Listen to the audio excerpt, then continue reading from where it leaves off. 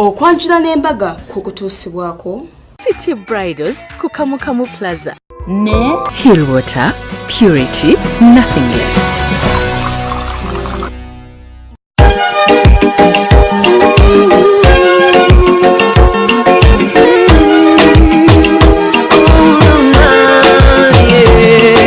Ndaira sirimba lero bino byogera byakumoyo toboyo mtima gwange munda ekukubira nze ne kuntujja omukwano lero njagala otegere nti wampamba wotoli siryasenywa nze sebaka nyabo. Welcome mukwano ku Delta TV tukole era nkubuzako negamba nti osibyo kya sebo oba nnyabo kwebale kubeera nga buli Sunday sawa 11 ogamba nti no gwekola be program okwanjula n'embaga nzagikoereza Pampita Sharita mazima wanvu ngera nga buli jonsinzira wano ku kifo ekirungi ku kifo ekiwumuza ebirowoozo ku kifo ekirimu ebyennyanja ku kifo ekirimu enkoko Malakai Eco Lodge era nga kisangibwa wano eno Kitende ku Entebbe Road bw'oba oyitawo mukwano kyama olye ku cash ng'omugole owa honeymoon osobola okujja wano ayagala wedding reception osobola okujja wano dinner birthday party graduation party osobola okujja wano ku Malakai Eco Lodge. Nga bulijjo Gomesi nyambaziddwa Sharita's Bridal World. Sharita's Bridal World, it's the first and ever bridal supermarket mu Uganda. Tuli ku Nasa ate nga tusomesa n'abaana enviri tutandikira ku mitwalo 10. Esimu kweri booking n'omukolo gwo tukulagire ku TV. Ate era negamba mukwano nti bw'oba oyagala gowns, changing dresses, maids dresses, ogenda ku City Bridals ku Kamukamu Plaza ku Entebbe Road eduka baliyita GF34 ewa City Bridals opangisaayo gown emu ne bakolera ku maids dresses za bwerere. Negamba nti mukwano engatto nzija Kato Sales Center ate era negamba nti amazzi g'olina okubeera ng'onywa ge gano Hillwater. Amazzi ga Hillwater malungi sokera ddala packaging nungi ekipo giraba nungi ate era n'amazzi gennyini gali pure ge mazzi gosobola okupakingira omwana ku ssomero ge mazzi gosobola okwepakingira ge mazzi gosobola okunywa ewaka ne ku mukolo go. Hillwater is purity and nothing less. Sunday wede twakutuusako omukolo gumu nenga guli 2 in 1 twakutuusako double brides double bagole double men double cake double decoration double birabo double ngoye mukolo gwa Razia ne Yudaya gwali mulungi nnyo bali kuleta mikolo ku TV ekyasinze okulaga emikolo mu Uganda Delta TV tukole. Kakati olwaleero tugenda kutuusako emikolo gyaffe ebiri. Tulina ogwa Lord Councillor Shamim Nandawula n'omwami w'Essula ate era tulina n'ogwaba Double R. Leero nga tulese bantu bafaanagana oli ye Shamim ne Sula Double S ono ye Rachel ne Richard Double R over R squared. Wow, these are couples made in heaven. Rachel mukwano tugenda kusookera wali eri ebbunga mu maka ga jjajja Kiki okitegeera era nga jjajja Akiki bamuyita mukyala Rosemary awe Bunga Gaba nga ye jjajja w'omukyala tumusiime Rachel Patience omwana alina empaako yawe ateni empaako yawe abwoli yasidde omusajja Omuganda ng'era omusajja gwe yasidde bamuyita Mivule Richard yagambye nze tonzija ku mwana wa mutoolo sokera ddala akaana kawanvu akaana kalina magezi akaana kalina kyo beautiful ka black bulungi kamanyiravu kanzalira omwana. Wow, naleeta abayimbi naleeta ebirabo omwana naye ne batulaga engeri abatoolo gye bakolamu okwanjula kwabwe wano mu Buganda senga yajjayo omwami mu bannaffe abatoolo omugole omukyala ye yejjirayo omwami bakikoze batya lwakiri bwe kityo. Answers enogenda ziraba bw'osigala ku Delta TV tukole mu program okwanjula n'embaga. Welcome aboard.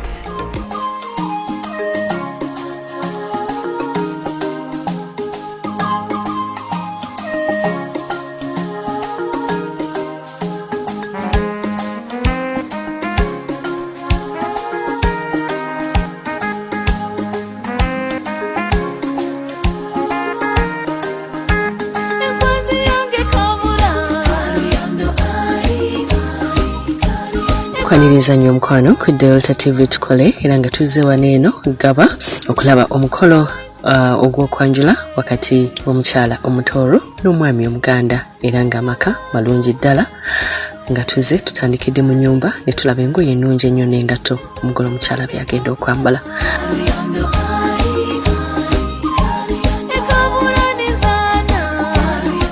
Tuzze wabweru decoration omukyala alina art mungi era ategeranye ebintu bya class yakozeseza lemon green pink ne white kuno kwe yatadde ne fresh flowers.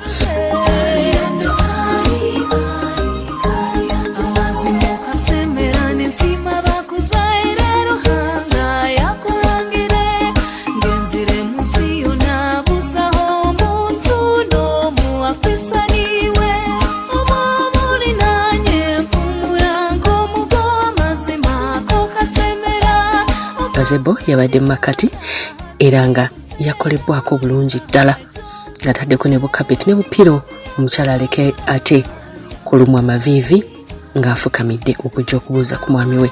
Kaakati njagala okubuuza ebigambo bino. Taata Simanyi oba be bammwe ab'engabi oba simmwe sibitegeera. taata be baffe twagabana nno n'emiziro ebiri Eriwa ne guli. engabi n'embwa bonna beetuuma bamulindwa. Omukolo omwami jjajja ayagalayo mwami Richard Jokeraze wa Rachel era nga yatuukidde ddala mu budde ne ttiimu ye yamuwerekeddeko bazze maanyi.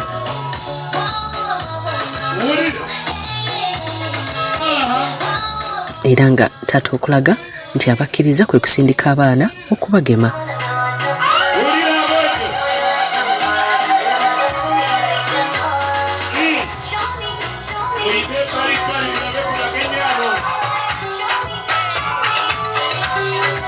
Kakati bwe kiba bwe kityo Taata wano ewaffe enkola eyaffe nyangu nnyo tinekisumuluzo ku geeto tukirekeramu ddala. taata Oli waddemba okuggulawo ate ne mujja kubanga obwedda tubalinze. mbadde mmanyi nti mpite ono mukiibi Nedda baaba nkiyibirize tokiyibiriza ffe waffe ebyaffe byonna bya mirembe. tweyanziza taata Maria lya Patri, n'erya Mwana, n'erya Mwoyo Omutuukirivu. Amiina.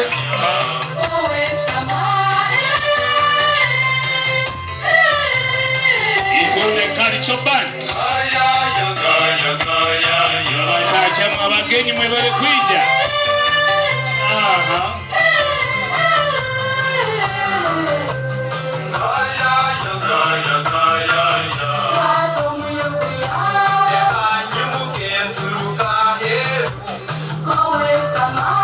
Abakkiriziddwa okuyingira era bwe batera okuba nti omukolo gwabadde maka Matoolo n'omukyala Mutoolo twatandise n'oluyimba lw'obuwangwa olw'abannaffe Abatoolo.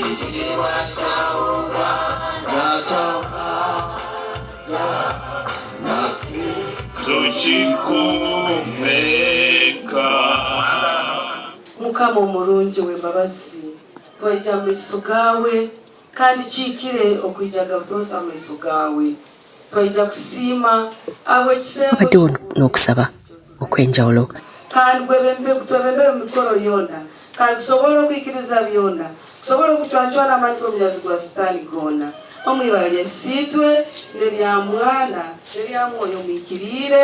Amiina.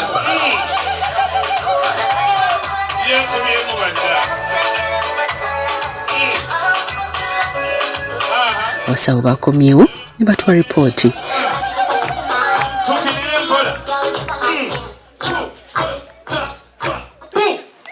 Signs of balaba bassebo ne banyawo. kale banyawo Era dde bassebo. era dde banyawo Sibyo bulungi banyawo nsibyo bya banyawo njewa kuyikamu.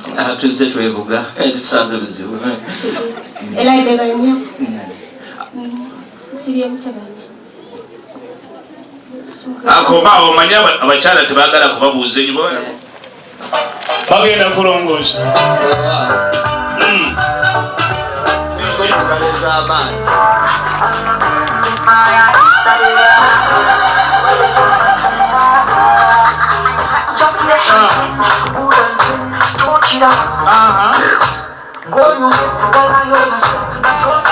Kale Selector Dax tuleetera abantu mu nnyumba. Abako batwalibwa mu nnyumba okusobola okuzaalibwa tebaabalwisizza.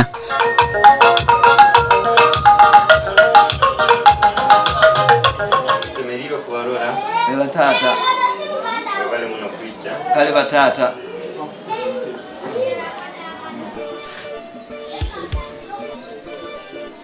nga omugenyi bw'akyala mu maka g'abanafu abatoolo okulaga nti bamwaniriza mu ssanyu ngaffe bwe tugaba emmwanyi n'olwendo lw'amazzi bo bakuwa ebyanzi era nga mu byanzi muno mubeeramu amata.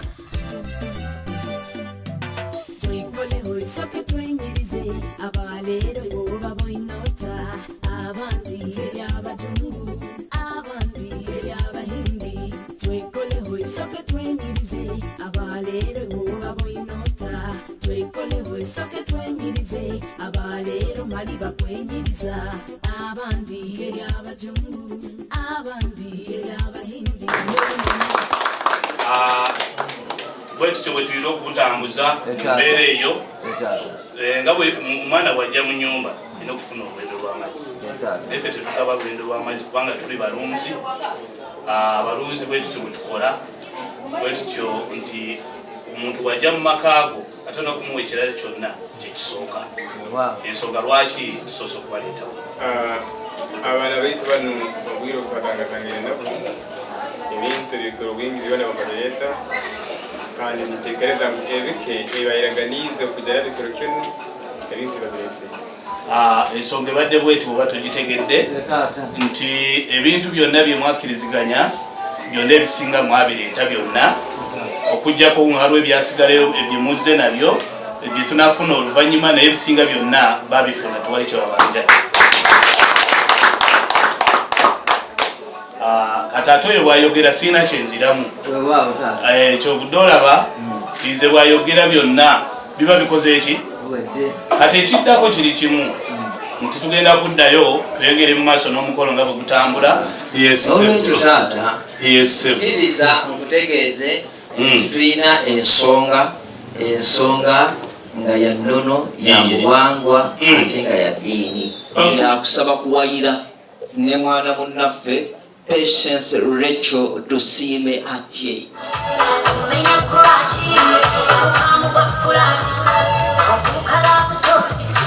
Abaana bayongedde okubuuza.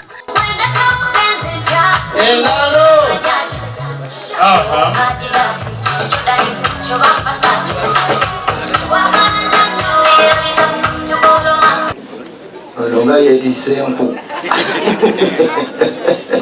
Munaye abadde ava mu nku nekimukwatira awo. Wange ajja kuba mu nnyumba nga nava mu kibira. Tankula ebikwatako. Bino binkwatako sibo. Mwemukola ssago akutte ogenda ng'ogabana. Self service. Papa. Mama. Azindako ndekawo n'emitwalo gino etaano. Waleetedde olutalo. Bonna buli omu mukwasa ekikyafaafagane nakyo kubanga balina abakulembera oyo yaduumira ejje.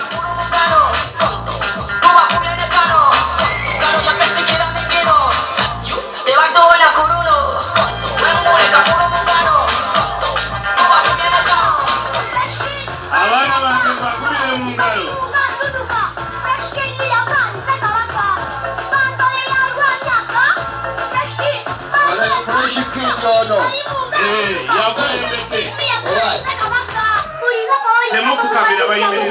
Kati abaana bange ba mu nyumba muno tugenda kuwulira ebigambo ebingi kubanga ffe abaana eno tetubakkiriza kwogera. Ffe bakitaabwe tukyaliwo. Naye ate nze neewuunyiza mu famire yammwe.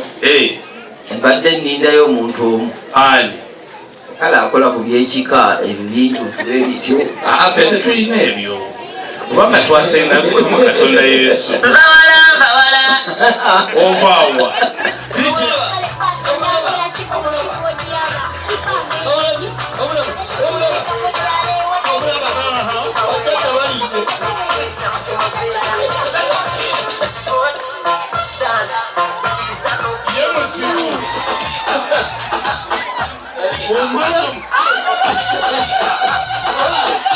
Omuziki agwetise bwetisi.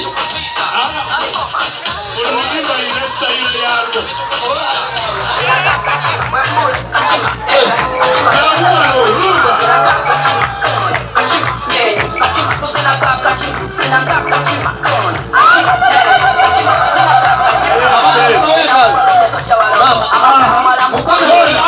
mukagenda kweyakula jangweno lumba omwami oli atuma muyambeko abasemberi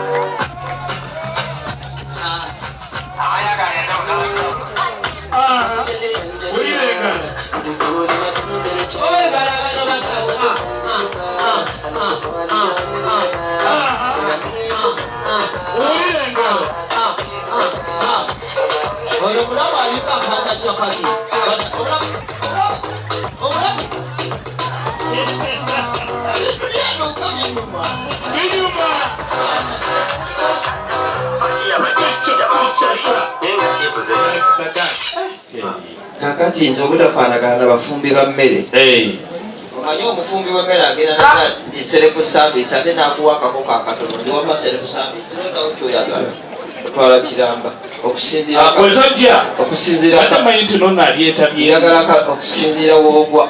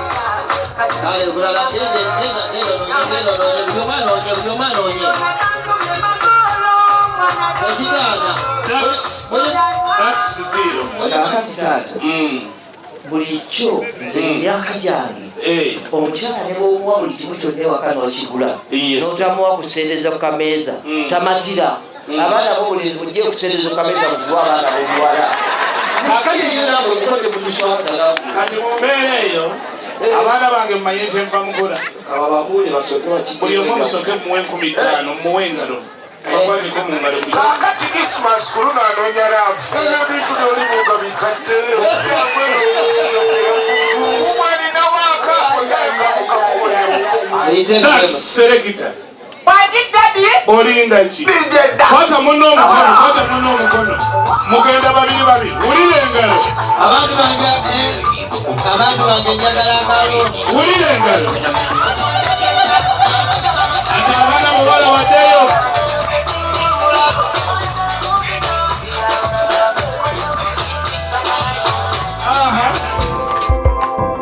okyalaba okwanjula n'embaga nga kukutuusibwako The City Bridals ku Kamukamu Plaza ne Hillwater Purity Nothing Less.